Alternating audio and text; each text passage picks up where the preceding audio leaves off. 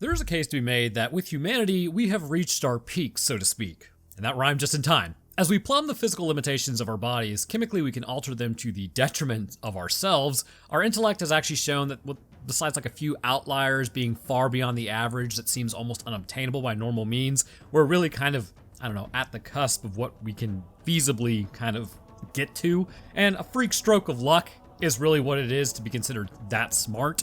Well, kind of a freak stroke of luck for the rest of us because intelligent people actually just seem wildly depressed. You would be too if they dropped you in a cage with a bunch of lower primates that you really can't relate to. That's how ridiculously intelligent people likely see us. Luckily, I can relate to everyone just fine, so I'm in the cage with you guys. I've been here the whole time.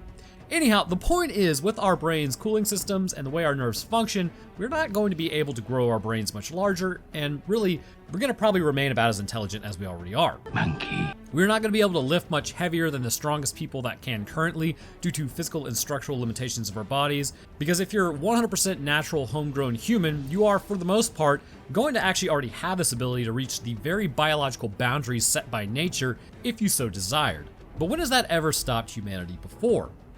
As we have always done, we want to push it further. We want to be faster, stronger, more intelligent, more resilient, and have longer lifespans. Humanity's shtick is quite literally defying nature. We appear to be the only species to actually do that, really, because humanity number one. And that is how we climb to the top of the food chain. But down that path can lie some more questionable decisions. How far are we really willing to go to create a superhuman of sorts? Depending on which scientists you ask, and if they even have a moral compass or not, it should stop right around forced human testing. For others, the ends always justify the means, and in the events of the Lair, the Russians stumbled across something, and in an attempt to compete with the United States during the Cold War, they would try their hand at creating these super soldiers. But this would require combining human DNA with something else to strengthen the Homo sapiens body and our potential. So in today's episode, let's discuss the creatures in the Lair, as well as their morphology, genetic changes, and ultimately why it could be a good idea if it's done correctly and weren't suffering from like a Yakov Smirnoff moment. But first, this episode is sponsored by Raycon. Are you looking for an excellent way to direct music into your ear holes with optimized gel tips for the perfect in-ear fit with 8 hours of playtime, with quality audio of other premium audio brands at half the price? Well, if you are, then look no further than this portion of the video that's currently playing right in front of your face. Raycon earbuds are absolutely awesome. I've been crushing PR after PR in the gym as of late due to the fact that life is, forever changing. Using these earbuds, I can tune out the world around me with their noise isolating fit, which is fantastic since the new me, new year crowd are in the gym, which is like no problem, but people yelling while benching the bar is a little annoying. With the excellent ability to stay firmly rooted in place and the amazing sound quality they offer, these earbuds have really been a fantastic purchase, and I'm probably just going to go ahead and stick with these from here on out. That was a pretty lame joke. Anyhow, if that sounds like something you would want, then by clicking the link in the description box below or going to buyraycon.com/Roanoke, you can get 15% off your Raycon purchase plus free shipping. All right, let's get back to it. So we kick off our story with an explanation. Don't lie, you guys love exposition. It's April 2017. The US does what the US always does. Shock and awe, baby. We are violently pro-American around here, almost rivaling Buc-ee's at this point. Well, I am anyhow. But in the immortalized words of Eminem, I love my country, but that doesn't always mean I agree with what's going on by those in charge. Regardless, the Chair Force dropped a MOAB, which is the largest non-nuclear concussive force detonator in our arsenal, which is reserved usually for, well, to be honest, I'm not actually sure. I mean, that much energy being released, I would imagine it's used for probably like enemy armor or like an enemy base overall if you really just don't want to irradiate the area. But they dropped it in a remote Afghan province, and it was being said that they were taking out insurgents in the area. Sort of like using a sledgehammer to take out a fly, but luckily the movie knows what really happened. Yeah, seems pretty legit. Flying over the barren mountainous desert, remember, desert has 2 S's because you always want more. Desert has 1 S because it's dry and it makes your lips crack. As Sinclair and another pilot fly through conducting a mission for the Royal Air Force, I guess maybe it's just a routine flyby, not really sure, they get targeted by a Stinger, and it's really hard not to make a Call of Duty joke here. That game has absolutely polluted my mind. As the missile tracks down the jet, they cannot outmaneuver it, and it takes a direct hit to the side. And we now jump over to 2 days earlier. Sinclair wakes up, and I can't tell if like her husband in the picture next to the bed, but if it is, my man has some serious riz. Yes, I too know what the youth are saying nowadays. Riz, of course, being a quicker way to say charisma, I guess. Sinclair says goodbye to her youngling and then takes the locket before noping out of there. And I mean, why not wake him up before you head out? Flashing back over to a flat tailspin, both pilots eject as, yeah, it seems pretty unrecoverable. As the insurgents then watch them come down, I'm a little confused as to how Sinclair was knocked unconscious. Like, I really am confused. Like, those parachutes were fully deployed. Like, they should have been able to handle the landing. Like, how are you unconscious right now? If any paratroopers or pilots who have actually done like parachute stuff, like, is this common? Surely not, right? Unless you got weak little knees that you don't want grounded into dust by the age of 34, and who wants that? Confusion aside, she's awoken by her co-pilot, but as he does, the insurgents are right on top of them. He turns around to take some pot shots, but gets blown away pretty much immediately, and one of the insurgents yells they need to keep them alive as Sinclair is able to plot armor some shots off the hip and start dropping dudes left, right, and center. So you're actually about to see an insane amount of plot armor, mainly because they are using what appears to be AK-47s, I think, which have a 7.62 round, and those are known to go, like, cause a through and through wound, basically meaning if you get hit in the torso, they go all the way through, and they hit the next torso, specifically Sinclair's torso. So no shot she's getting up after that guy took like 8 rounds to the back. Which, now that I've said that out loud, I probably should have phrased that better. Oh well, we do it live around here. Also, running out of pistol rounds, one dude is like, oh, you're out of ammo? Okay, cool, I'll pull out my machete. Like, bro, you had her. Why do that? But because he didn't think that one through, the co-pilot is somehow still alive, or at least alive enough to take a shot, ending him before he got to Sinclair. I don't know, man. This whole interaction was like, bro, what? So the co-pilot then goes out on a high note as Sinclair is now on her own.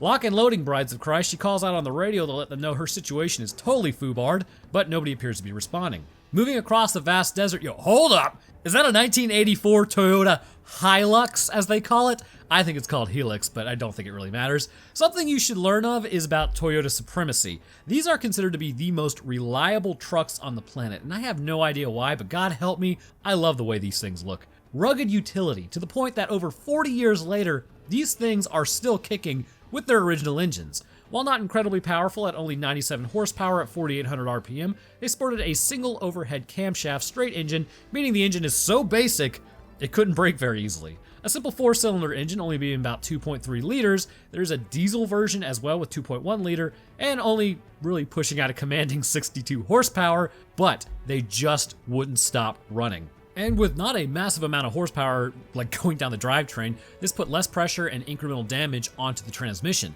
I plan on scooping up one of these ledges myself here in the next few years, and also a sick Toyota Land Cruiser is next to it. To be honest with you, there's a reason why these are legitimately used by insurgents. Also, I'm not sure if my editor can find the picture or not, but apparently this one guy had a plumbing company, and like I forget which group it was. I think it was, can I say this on YouTube? I know that's not how you say it, but they actually bought his truck, and it's now somewhere over in the Middle East being used in that capacity, which is kind of interesting. Anyways, back to the Land Cruiser. These things just don't die, and I'm not gonna lie to you. I would build my future Hilux in the same exact way that it's built here. God, I love Toyota. Shout out to that one guy who complained in the comments about me talking about cars too much way back in my episode over War of the Worlds. I haven't forgotten about you.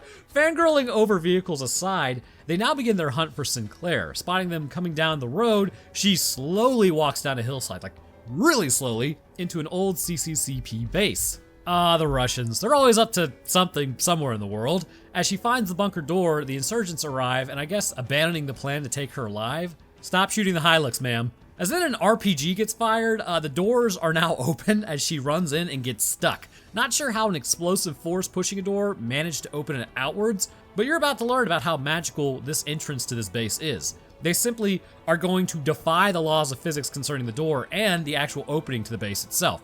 So again, Sinclair runs and tries to get through the door. She gets stuck. What are you doing, step insurgents? Like, do you think this was intentionally written in the movie, or did she just get straight up stuck because of reasons? Heading inside, she then cracks a glow stick and just sort of stands there like the dudes behind her couldn't make it through the door either. I don't know, maybe not the time to take a breather. Anyhow, after cracking that glow stick, she drops down the shaft, taking the ladder down, and it's like way down there. As she checks around, clearly this was a facility of sorts that was completely abandoned. If only she had an AI companion to tell her this cave is not a natural formation, meaning someone must have built it, which indicates it goes somewhere. Moving through, all she finds are backwards R's and the insurgents gain access to the base.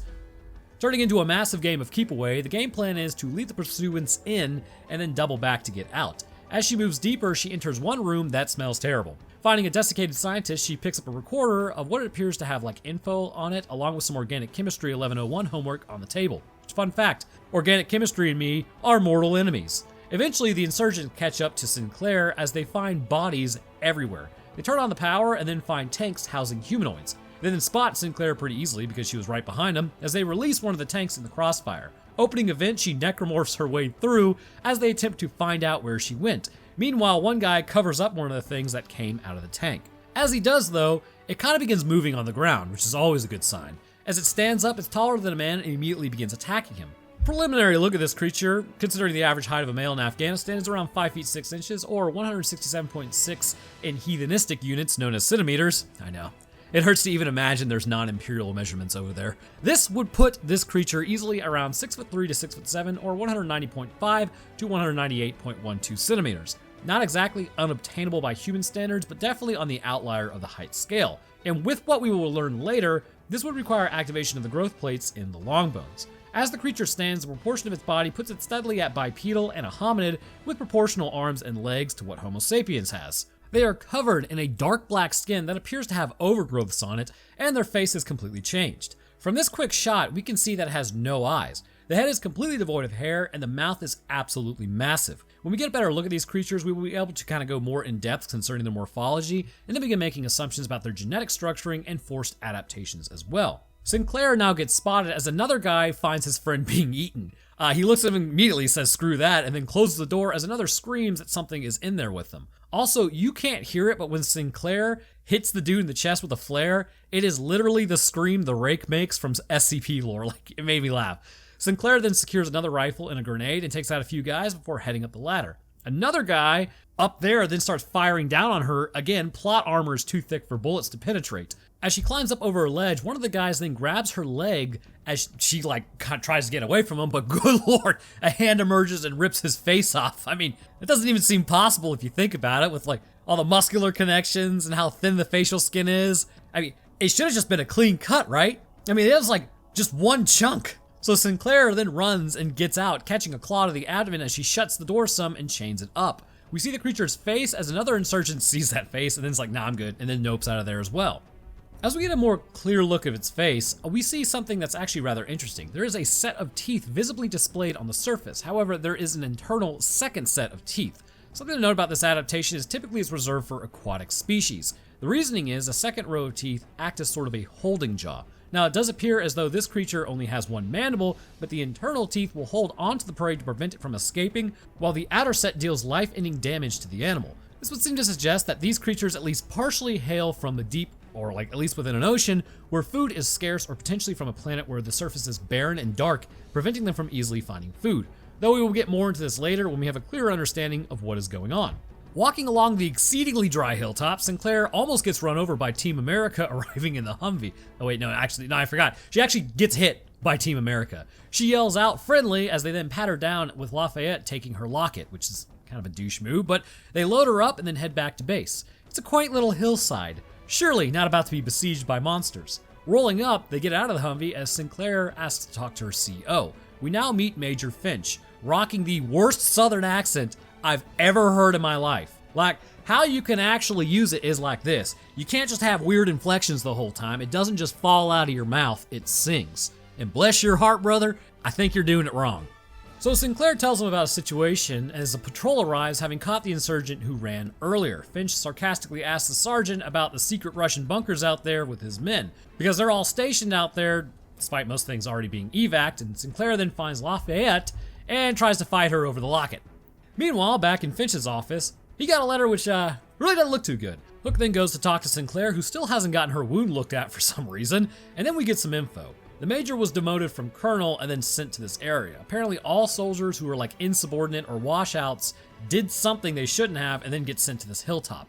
Finch then calls the colonel to let him know he sent him an email about something that he found rather unusual. Meanwhile, Sinclair gets her wound stitched up as the insurgent is in the tent as well. Sinclair tells Hook about the bunker despite Hook never seeing it from air, as then Sinclair writes down the Russian because luckily she's got a photographic memory, to which the insurgent tells them it's Russian and it means do not open. He goes on to say it's not human whatever is down there. As night settles in, the creatures begin attempting to break out. Back at the base, Lafayette and Everett talk about how Sinclair is probably insane, while the doors start opening at the bunker. Meanwhile, a bunch of hands emerge from the bunker doors, right? Which, considering these hands are in a pulling motion, I'm not really sure how they intend to open the doors like that. Like, shouldn't it be in a pushing motion? But don't worry about it. Remember, not only do these doors violate the laws of physics, but the literal opening of this base does so as well, which we will see later. Back at Hilltop Manor, the Major then gets a letter basically telling him that he needs to resign, or at least he finally opened it. Literally 2 weeks from retirement. Forced retirement, but retirement nonetheless. Hopefully nothing bad happens to him. So he's a little upset about it, as then he calls the Colonel. He tells him that, Colonel, you need to tell me everything that's going on in this area, otherwise you're not getting any of this data. We now learn that Kabir is the name of the insurgent, which instead of insurgent, we'll be calling him Kabir. He also says, I'm just the driver, I'm non-violent. I had no choice but to work with them, otherwise they will go after my family, which was actually a pretty real thing back then. So Hook goes and talks to actually still a real thing now, but Hook goes and talks to Jones about what he thinks about all this stuff, which he says, I'm not gonna be asleep that night. So as Everett talks to Serrano up near the actual, fence, he's relieved of his guard duty as the man is mid-sentence and then just cuts out. He then realizes something horrible happened to Serrano as he finds his blood. At that exact moment, Finch is told what's going on as the creatures begin their attack on the hill. At this point, it becomes a massive fight to hold ground, but the rounds they're putting into these creatures just seem to be absorbed. Sinclair says these creatures must have tracked her. Hook then tells Finch they are under attack and they aren't insurgent. What do we do? Which is like, I don't know, swing away, Meryl. Like, you're being attacked. Obviously take him out. So Everett then gets his jaw knocked off, ouchies, as the medic goes to tend to the wounded. Finch puts out a call that they are under attack, but the radio ain't working. Military equipment. Meanwhile, one of the creatures launches itself into Finch's tent. Finch loads the pellet dispenser, blowing away the creature as everyone moves back from the walls, having lost several men already, with several more getting got during the retreat. Sinclair and Kabir get attacked as something weird starts happening with Sinclair. Movie am I watching again? No tongue on the first date. So seemingly, as we will find out later, this is a brain read attempt. The creature will wrap its tentacles around the sides of the face around its intended target. How it would know Sinclair was a high-ranking official and others who were getting absolutely annihilated are not is really open to the plot armor mentality. But as the tentacles emerge, they will hold on to the prey as a third tentacle comes out, and this one appears to be more like the actual nervous system that's like a tissue extension. As the nerves emerge, say that like 5 times fast, it will attach to the head of the prey where it will, again, it's got to go into the skin. Very likely using the vast network of nerves in the head, the cranial nerve specifically, can access memories and information within the brain of a person. Sinclair would later describe it as her brain and memories being sucked dry. But how is this possible? When the nerves attach, it may operate sort of like a battery terminal of sorts, or like an electrode placed on different sides of the muscle. For instance, a positive current flow is placed on the upper part of muscle, or like a muscle in general, with a negative electrode placed on the lower end. This allows for the current to flow through the muscle, causing it to contract. The same may be possible for the brain. As one side of the tendrils simply supply a current, the other side receives the information. Considering it appears to go to the frontal lobe specifically where the memories are partially stored, this would cause a forced depolarization event in the brain. Now, how unpleasant would that be? Well, it would very likely feel like a seizure of sorts or electroshock therapy. This forced electric current in the brain would light up the patterns and configurations of the brain where memories are physically stored, because if you weren't aware, your brain's connections are what make your memories. They are physically stored in the connection configuration of the brain. And this is why something like dementia, which breaks these connections, causes people to forget, as these memories are irretrievably lost, because once those neurons are severed, that's it. So upon essentially depolarizing, or again forcing the neurons to fire, the tendrils are able to pick up that electrical firing pattern and then interpret it as a memory that they can see. Sinclair also says she partially remembered the creature's memory as well, meaning it's not just a one-sided thing, but there is a bleed-over effect. Essentially, you can think of it like a half memory firing, and then like an entire brain being in the middle that has, like, the memory has to go through, with the second half of the memory firing with the added context of the creature's memories holding onto you. It's a little esoteric, but it allows for you to read the creature's neurons firing just as it's reading yours. This would imply their brains are compatible in a way with our brains and the information that is known to them and us. And this would also clearly be like inducing, again, seizures as mentioned earlier, which would leave you destabilized for a moment, as the neurons would have to restabilize themselves and return to a normal mode of operation, leaving the person feeling, at least for a short while, pretty out of it. And it's an interesting concept, which we'll get kind of into a little more later. But Kabir is able to cut the tongue and nerves out of its head as he goes goblin mode on the creature, taking it out. Imagine getting your cranial nerve cut. That has to be insanely painful. Kabir then hands Sinclair a handheld as the gunner gets straight up decapitated, blowing up the gas in the base in the process. So they take out the creature before Kabir almost gets got. As they fall back to a trench, we do have a continuity error. Earlier, Sinclair was called a lieutenant. He's like, or is it lieutenant? I can't remember. Some crap like that. But then Hook refers to her as captain. I just thought I was tripping the first time I watched this, so glad I could fix it. I'm pretty sure you have to be a captain to be a fighter pilot, right? You'd have to be like a hell of a lieutenant to get that designation. Anyhow, hearing the creatures in the distance, they devise a plan. Get the Connex open, get the ammo, start fighting. Finch is also getting absolutely wrecked by this thing in the tent, and they throw a flashbang in there as Finch then goes goblin mode on the creature with a bat. It appears as though their heads are relatively weak. Bullets, my only weakness, how did you know? The rest of their bodies are really not so much. Falling back to the armory, Finch tries to sacrifice himself for some reason, which you'll see a lot of in this movie, and everyone wants to just kind of allow themselves to be taken out. It's honestly bizarre. Like, y'all don't want to go home or something? Have a beer with friends and family? Play Xbox? Also, as one jumps in front of the Connex, they're just lighting this thing up, right? Well, Sinclair jumps on it with an axe, which is arguably pretty cool because she starts going for its head, but you would have absolutely gotten shot by accident in real life. That's all I'm saying. So they take it out and then get the doors shut, preventing any of the creatures from getting in and kind of, totally wrecking them. So everyone relaxes for a moment as they wait for daylight to see if their odds improve. Meanwhile, outside, the bodies start getting dragged off. Hook then talks to Kabir as he begins explaining what these things are. He launches into a saying that like a star fell to the ground and his people knew the Russian invasion was coming, but they believed it was a sign from God to begin their holy war. His father then fought the Russians, but the men and women at night started disappearing from their village. Kabir's father led a hunt to find the wolf or bear that they thought was responsible, but suddenly the Russians left and the disappearance stopped as well. In total, 46 villagers, including his father, were lost. The next morning, exiting the Connex, everything looks pretty normal. No more creatures, but no bodies left either. Lafayette then looks around the surrounding area and sees nothing.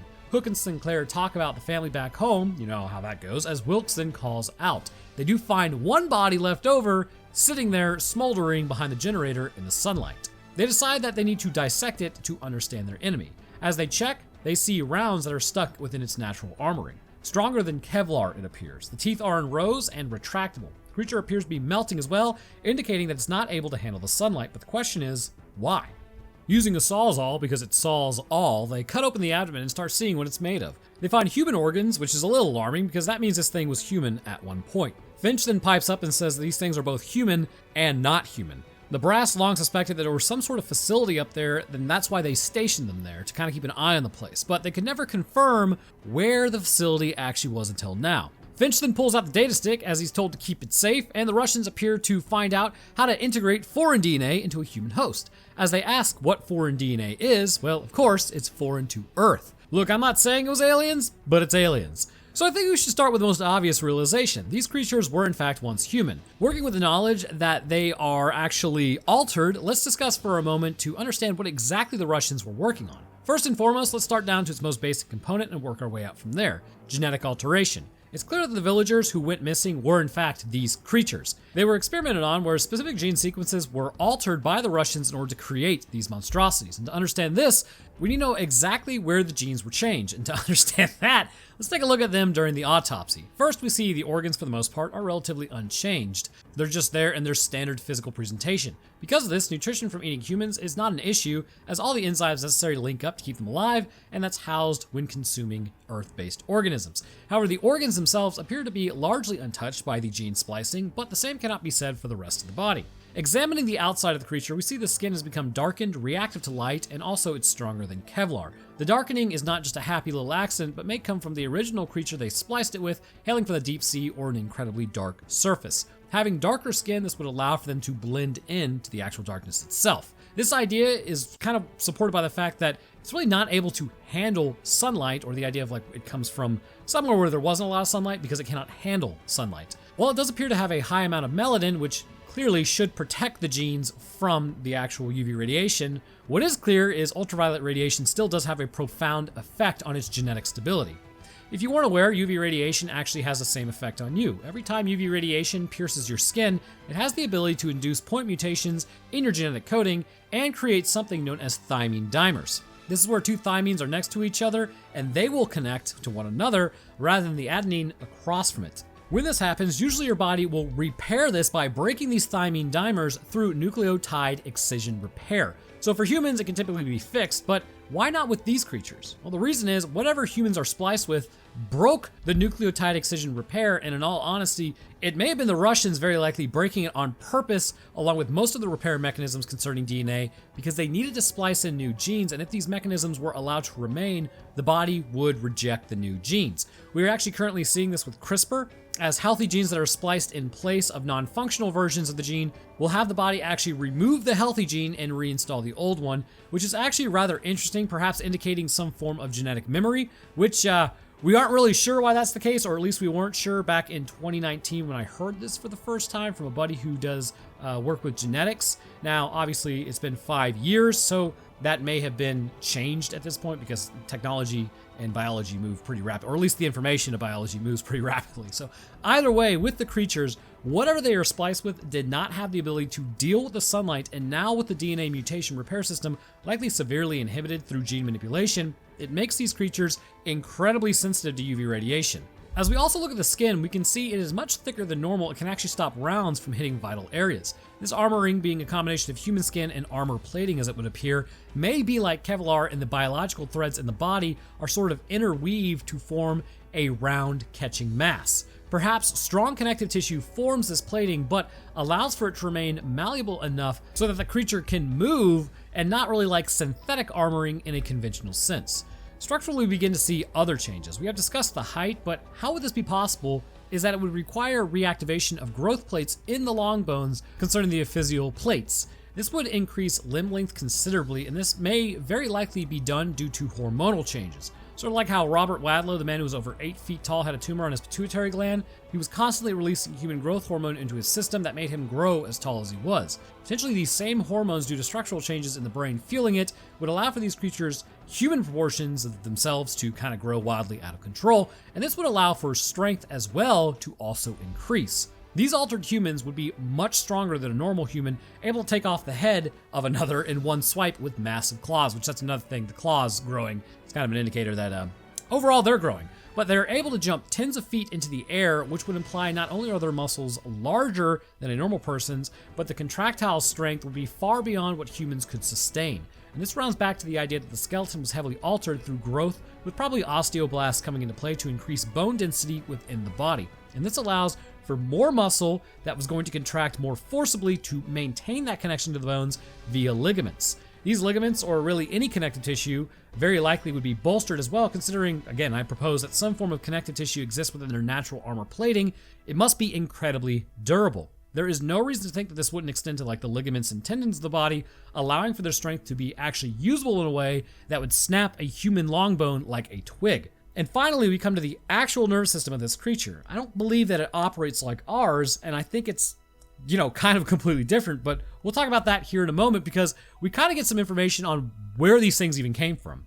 In December of 1979, an unknown object entered Earth's atmosphere over Siberia and then crashed somewhere in the Hindu Kush, not too terribly far from this outpost. Kabir talks about a fallen star, but the Russians approached the craft and kicked it, because they're Russian, and then invaded Afghanistan to keep the crashed ship for themselves when finding something, which, the ship itself would have probably warranted an invasion, but Finch says last night the creatures were just probing. The whole force will be on them later that night.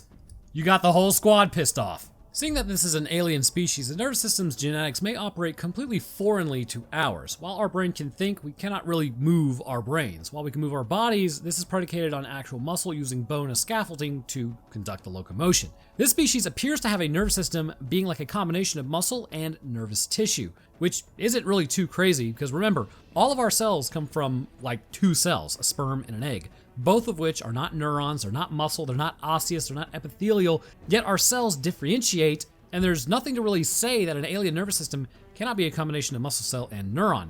This is how the tendrils come out of the face after all. When combined with humans though, it appears as though obviously there are some severe changes to the finer details, but the overall structuring is the same. When we get a look at this creature, it will all become clear why. As Finch gives an emotional speech, the creature then gets back up and starts attacking. Again, it goes after Sinclair and tries to mind meld, and this time sort of succeeding. Finch then grabs a grenade and tackles the creature, blowing it up, but blowing off multiple limbs as well. Yeah, you aren't going to stop that bleeding. When a brachial artery is hit, you got about 30 seconds to stop that. So as they all stand there in shock, they release Kabir because it's now human versus chimeric beast, typically a thing that actually would unite humanity. They then go through their ammo as there's not much left over. Sinclair talks about how the creature was sucking out her thoughts, as another suggests it was doing it for intelligence on the enemy, to figure them out. This implies that in the spaceship, the species that crashed there is beyond just an animal, which is, it's completely sapient with its own set of rules, cultures, goals, and desires. This characteristic can be assumed to be exhibited in the alien species as well, but the question is, why? This trait may have arisen from a more primitive trait utilizing the muscular neuronal system. If these creatures did hail from where I imagine they did, perhaps finding prey, you could find out where the prey may have come from, where its young may be hiding, or a number of other things, allowing the species reading the memories of the prey that they come across to become more fit to their environment. Because of this higher use of cognitive functions, it would become only natural that they would evolve to become more intelligent. Sort of like humans having to use tools to survive, we ultimately would become more and more intelligent as a result. So they decide at this point that they need to go down into the bunker and waste these things by sealing them in. They tell Kabir that he's free to go, but he says he's going to go with them. Kabir says the knife that he is sharpening belonged to his father, and he swore an oath to avenge him, and what better time than right now? So we get the cool hero walk as they all load up in the Humvee and head over to the base. Opening the doors, they head inside with the intention of using the elevator. As they put C4 in the place, Sinclair then drops her locket. Of course, Hook notices and goes to grab it, and as he hands it back to her, he gets dragged into the facility. Nicely done. The team agrees that they need to go, but Sinclair then gets called on the radio right after. Hook is still alive. Sinclair gives a nice speech as the group agrees to head into the GTFO warehouse. Using the winch, they rig it to the elevator and then blow the brakes so they can descend. As the winch unravels faster than it can usually handle, I'm sure this top-tier military tech would not experience failure on a massive scale, but luckily it doesn't. And just a reminder as the word of the wise, military-grade anything just means it was built by the lowest bidder. So as Wilkes listens to the radio, apparently they are Moabbing the area. Get Moab, noobs. They have about 20 minutes to get in, grab Hook, and get out. Bromley stays back to guard the elevator as Hook then wakes up in a meat pit with one of the creatures eating a person. He goes to attack it as it mind melds with him. No thanks. But Hook is able to stab it in the head a few times and get it off of him as the team keeps looking for his location. Moving away, he finds the soldiers are still pretty much completely armed and then goes to leave the room. Back at the surface, the insurgents have found Wilkes. As the team moves into the stasis pod room, they find the creature's empty tanks. Meanwhile, Kabir finds evidence that his people were being experimented on and the creatures are actually the villagers, as I've already divulged to you because I cannot keep anything to myself. Finding tubes hooked up to one window, Sinclair then turns on the power as they spot what's inside. Well, it's definitely a face only a mother could love, but very clearly it's an alien that the humans are chimerically integrated with. This alien does appear to be existing within water, and because of this, it all comes together. The sensitivity to sunlight displayed in the chimeric versions, the thicker skin as the bottom of an ocean is a very dangerous place. This secondary set of teeth as a way to hold on to prey specifically because you do not know where your next meal is coming from. See, what the Russians didn't understand is they were creating an abomination. This is basically an anglerfish mixed with human. Why would you willingly want to create this thing? And why is it on land? This is why the Russians abandoned the project. They realized after creating the manglerfish that there was no going back. It's bad enough that these things are on the planet already, but to bring them up here, unforgivable. I don't know, man, they just kind of creep me out. So as Hook tries to find them, the tunnels are now crawling with the now deemed manglerfish. Get it? Because they're man and angler. Mangler. Wilkes then spots the insurgents at this point as they're able to save Hook as Wilkes gets onto the mounted 50 cal. Bromley is forced to defend the elevator as he hits the alarm as all the creatures begin exiting their tanks. It was an ambush that the manglerfish had set, and I do not have to tell you why that's horrifying. As they shut the door, the creatures then begin trying to break down the lock as Jones holds it closed. The team then heads towards the elevator once again, and then another person, Lafayette, goes to sacrifice herself. So we got Jones trying to sacrifice himself by holding the door, and now Lafayette trying to sacrifice herself. So Hook says, hey, I'll sacrifice myself too by going after Lafayette. Bro, everyone is just so jazzed about shuffling off their mortal coil, I guess. So Wilkes at this point is starting to get overwhelmed as the insurgents are able to breach the Humvee and pull him off the 50. Meanwhile, Lafayette is fighting one of the creatures spoon style from Dog Soldiers. She was able to overcome it, but another enters and gets her before she can fight back. Back at the elevator, they are running out of ammo. Also, as soon as Hook gets there, he finds Lafayette's head has been bitten into like an apple. Ouchies.